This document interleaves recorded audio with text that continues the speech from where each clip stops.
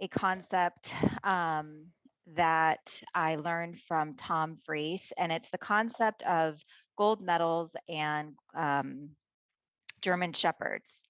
Has anybody ever heard this concept before? Not me. Oh, man. Okay. So the concept of gold medals and German shepherds is, while some people run faster towards gold medals, many other people run even faster from German shepherds. And what that means is positive rewards for what something will do for you versus the negative impact of not having that, whatever that product is.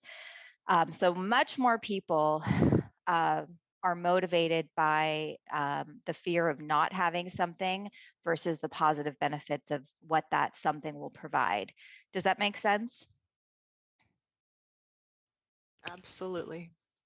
So just to put it in some examples, and I'm going to tell you why we're talking about this. We're going to do a little bit of an exercise, and I'm going to show you how we're going to be implementing this within the new script within the next couple of days.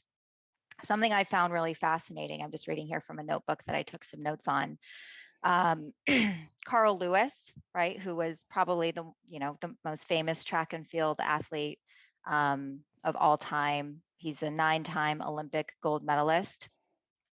In the 1996 Summer Olympics, after winning the gold medal in the long jump, he was interviewed about what he was thinking about right before the jump.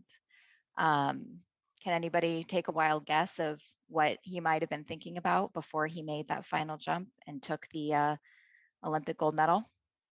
I'm going to say getting bit by a German Shepherd. More specifically.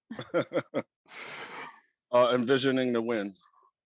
Well, that would be a gold medal. That would be a gold medal thought process. So a gold medal thought process would be money, being on the cover of a Wheaties box, getting medals, winning, right? Those are all examples of people running towards gold medals. What he was actually thinking about in the interview was his family was sitting in the stadium and he didn't want to disappoint them by losing his final Olympic event. So that is a perfect example of a German Shepherd, right? Somebody more motivated by the fear of loss or the fear of disappointment in this example, rather than the awards or the accolades that would come from what his accomplishment was. And so when we think about that in terms of buyers and sellers, right? Historically, you've been taught to sell on the benefits of products and features that our life insurance program can get, or anything else you've sold before. It's all been on, well, the great benefits of what we have, what it can do, while of course sounding enthusiastic about it at the same time. And as we've talked about over the last several weeks, is you actually, when you do stuff like that, you actually create sales resistance because it doesn't seem natural. When you're overly enthusiastic about something, it makes people want to push away rather than pull in. So we've always talked about recently about maintaining a neutral tone and kind of just sounding indifferent about it. Like, we don't even know if this is a good fit for you in the first place. And that's what the new script is about. But more importantly, I wanted to paint the picture of, yes, we offer a list of all these benefits, but we also have to take a step back and think about what's actually motivating the customer to make this decision. So the benefits of what we talked about, we can match them all to a fear, which means now we don't just have 10 features and benefits.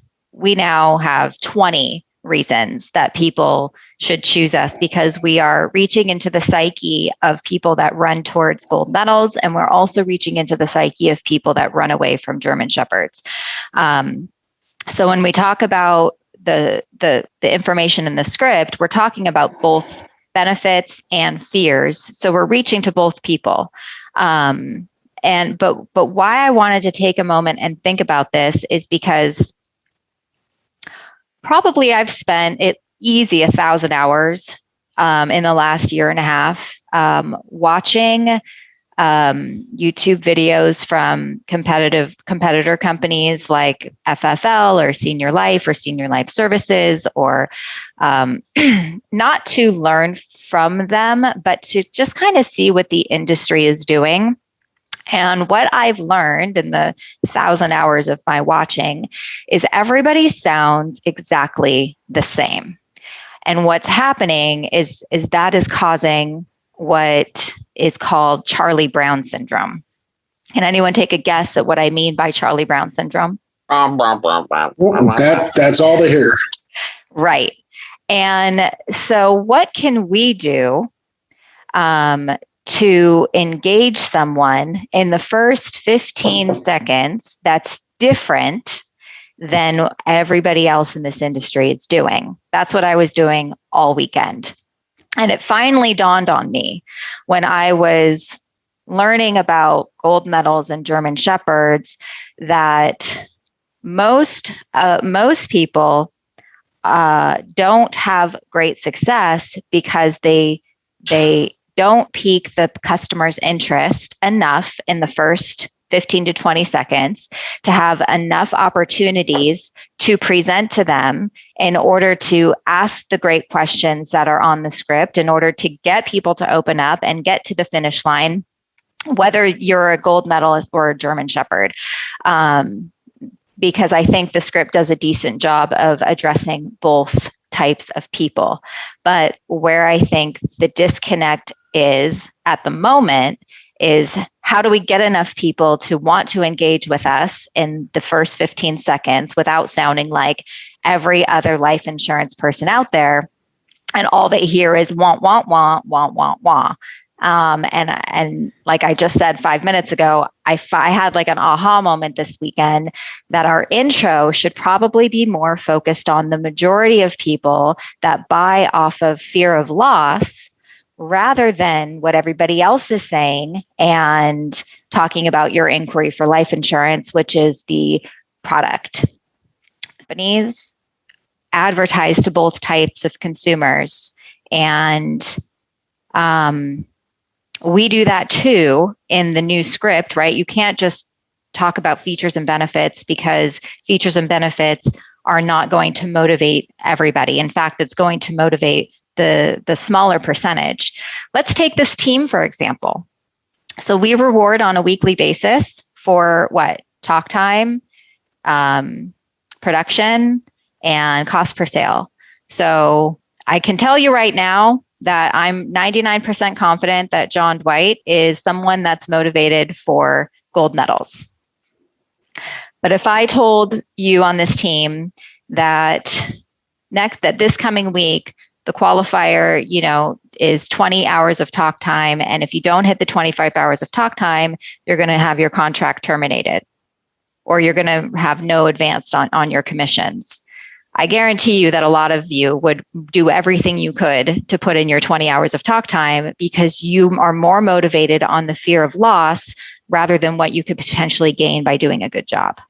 Guilty. Does that resonate with anybody here?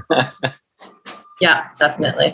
Definitely. Yeah. I'm So if the scared. majority of people Oh, on gosh. here are more motivated for fear of loss than you are motivated towards winning something good, what does that say about the rest of the world? The rest of the world is way more motivated to make a buying decision based on fear of loss, based on fear of what's going to happen to their family.